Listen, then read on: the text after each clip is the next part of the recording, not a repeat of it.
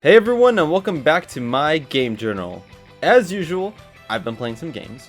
Although there weren't that many this month, there was a lot of impact from them, some because of my history with them and others because they were just that surprising.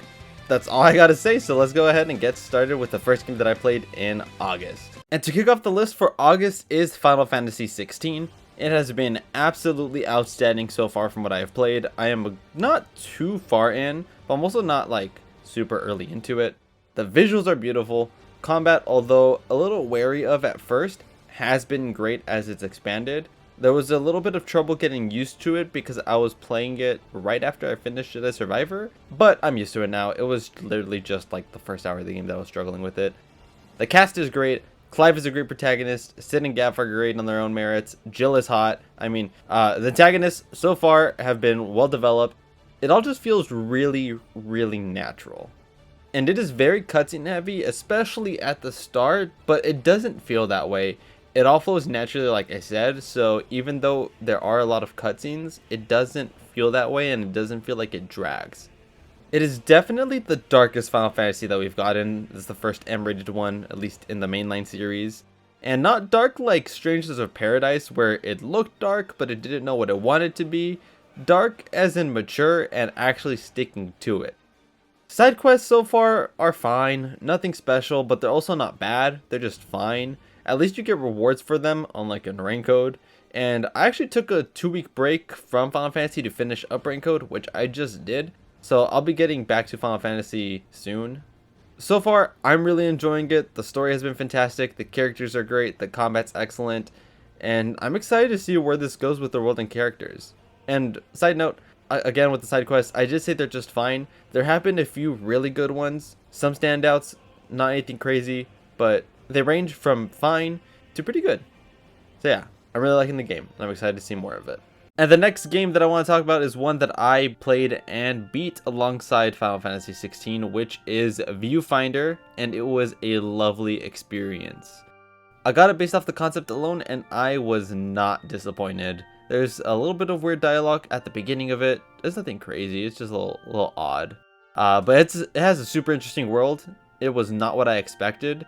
It's similar to Stray in the sense that you discover more about the world as time goes on in the game, and it's stuff that you need to find yourself. It's there in each level, but it's not outwardly given to you. You need to actually look and execute on it. It's quite interesting, and although the story is not like a AAA immersive one, I still found myself theorizing about what else I would find, especially near the end as things were picking up. And as to the gameplay itself, the puzzles were way more varied than I thought it would be. I really thought it was just going to be pictures, and they kind of just shoot you with a few different gimmicks that I absolutely loved. There were some real tough ones. I never had to look anything up, but there was some stuff that I really had to be creative with. And the game isn't too long. It's only a few hours, but it was super cool. I'd love to see more games in this style, or for more developers to think of wacky puzzle games like this that have interesting premises. And now for a game that I had not played since its release, Call of Duty Black Ops Cold War. I played because Lou, who you may have seen in the credits of videos, asked me to re-download it, and I got an SSD from a PS5, so why not? I went in with low expectations, and I came out pleasantly surprised. So my history with Call of Duty is this. I started with COD 4, I played every single one up to Black Ops 3, that is a lie actually, Advanced Warfare is a blind spot in that era, but in that time that I was into Call of Duty, I gravitated towards the Black Ops series the most. Black Ops 1 is my favorite Call of Duty, I adored Black Ops 2, and I really did enjoy Black Ops 3, especially the zombies. It's probably the Call of Duty that I put the most time into actually. After Black Ops 3, I tried Infinite Warfare, probably put a total of 1 hour into that game because I didn't like it. Got World War II, put a little bit more time into that, but I still didn't really like it. And then here it came, Black Ops 4. Finally, the series that I knew I could depend on. But what happened? I hated it. I found zero enjoyment from that game, and I know a lot of people like it, and I regretted buying it immediately, so after that I decided I wasn't going to buy another Call of Duty. Until Cold War came 2 years later, apparently. So I got that, I felt indifferent about it, I knew I liked it the most out of any Call of Duty since Black Ops 3, but that wasn't saying much. The amount of content in it was just really dry, and I think it's because it wasn't actually supposed to come out that year, from what I've heard about. I played for a good 3 months and then I dropped it. I have tried the other Call of Duties that have come out recently, I just don't own many of them, but I just never liked how they felt. Fast forward to now and I loaded Cold War back up, and I don't love it, but I'm pleasantly surprised by how much it has improved since I played it last. Playing it with friends also helps exponentially since I hate playing online games by myself. The amount of maps have increased, which I really like. The gunplay feels good, the modes are fast paced and I really liked it.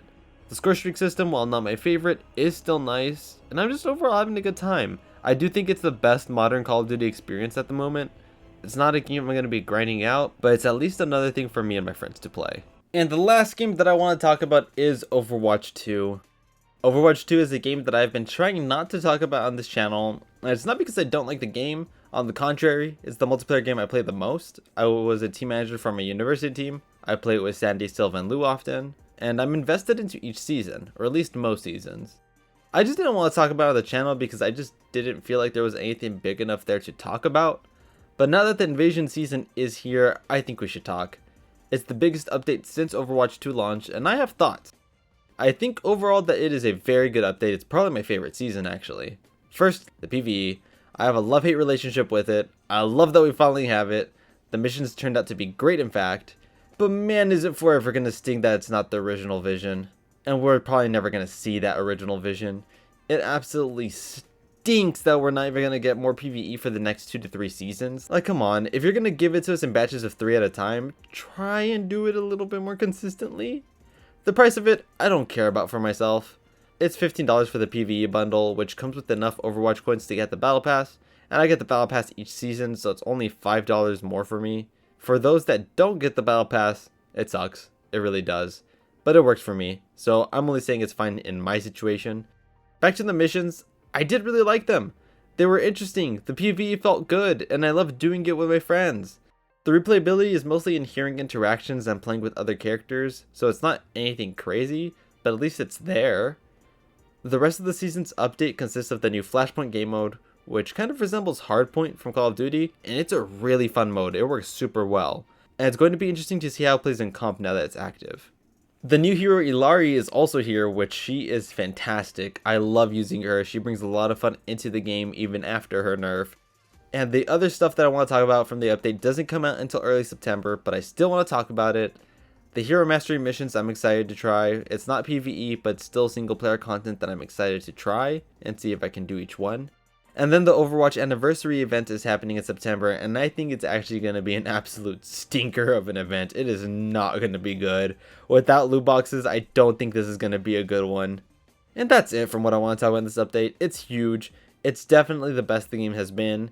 Overwatch is in, unfortunately, a state where its reputation is so far down. It's going to be really hard to come back.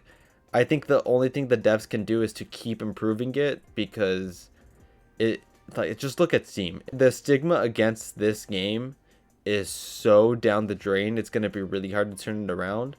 But I think it can. There's some other stuff in this update, like the hero progression and patch notes, but I don't really want to go in depth into that. So I'll just leave it with the last thing of me saying that I do like the update. I enjoy PvE. And I hope that Blizzard is looking at the reception to Invasion, because it's going to be really important to the future of this game. And that wraps up each game that I played in August. Lots of cool stuff is starting to come out, and unfortunately, it's just in time for my graduate classes to start. I'll have less time to be playing things, but I'll still do my best with the game journals this semester. Worst case scenario, I'll supplement these with something else. I do have some backup ideas this time, unlike when I was doing my student teaching. To wrap things up, let me know what games you've been playing this month, as well as what games you think you'll be playing next. This was the Game Journal for August, and I will see you in the next one.